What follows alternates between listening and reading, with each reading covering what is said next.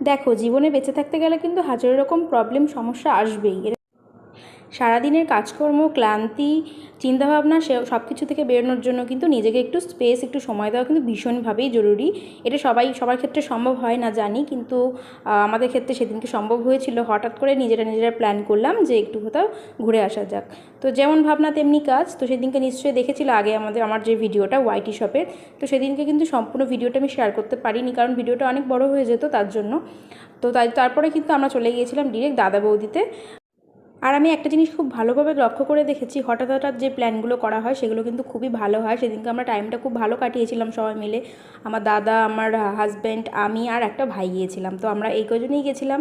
সেদিনকে নিজেদের মতন একটু সময় কাটিয়েছিলাম আর দারুণ দারুণ আইটেম টেস্ট করেছিলাম। ছিল ফিশ ফ্রাই, হচ্ছে ক্রিসপি বেবিকর্ন, আর ছিল বিরিয়ানি। বিরিয়ানিটার স্পেশালিটি ছিল তোমরা সবাই জানো।